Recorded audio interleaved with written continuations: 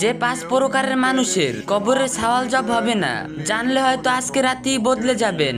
একটা সময় আসবে যখন মানুষ আপনাকে কবর দিয়ে চলে যাবে, চারপাশে নিস্তব্ধ অন্ধকার, না থাকবে পরিবার, না থাকবে বন্ধু, না কোনো সাহায্যকারী থাকবে। ঠিক তখনই শুরু হবে জীবনের সবচেয়ে ভয়ঙ্কর মুহূর্ত, কবরের সওয়াল জব। দুইজন ফেরেশতা এসে আপনাকে প্রশ্ন করবে, তোমার রব কে, তোমার দিন কি, এই ব্যক্তির সম্পর্কে তুমি কি বলতে চাও। সেদিন টাকা কাজে আসবে না, পরিচয় কাজে আসবে না, কাজে আসবে শুধু ঈমান আর আমল। কিন্তু জানেন কি, কিছু সৌভাগ্যবান মানুষ আছেন যাদের জন্য কবরের এই কঠিন পরীক্ষা সহজ হয়ে যাবে।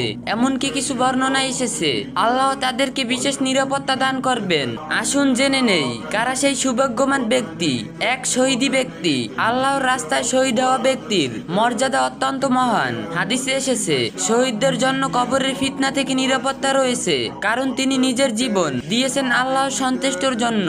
দুই সীমান্ত পাহারা দিতে গিয়ে মারা যাওয়া ব্যক্তি। যে ব্যক্তি মুসলমানদের নিরাপত্তার জন্য পাহারা দেয় এবং সেই অবস্থায় মারা যায়, তার আমলনামায় মৃত্যুর পরও চলতে থাকবে। হাদিসে এসেছে সে কবরে ফিতনা থেকেও নিরাপত্তায় থাকবে। তিন জুম্মার দিন বা রাতে মৃত্যু হওয়া ব্যক্তি। কিছু হাদিসে এসেছে যে ব্যক্তি জুম্মার দিন বা রাতে মৃত্যুবরণ করে, আল্লাহ তাকে কবরে আযাব থেকে নিরাপদ রাখেন। তার পেটের রোগে মৃত্যু হওয়া ব্যক্তি। নবীজি সাল্লাল্লাহু আলাইহি সাল্লাম বলছেন, যে ব্যক্তি পেটের রোগে মারা যায় সে কবরে আযাব থেকে নিরাপদ থাকবে। 5 নিয়মিত সূরা মুলক তেলাওয়াতকারী। হাদিসে এসেছে সূরা মুলক কিয়ামতের দিন তার পাঠকারীর জন্য সুপারিশ করবে এবং কবরে আযাব থেকে রক্ষা করবে।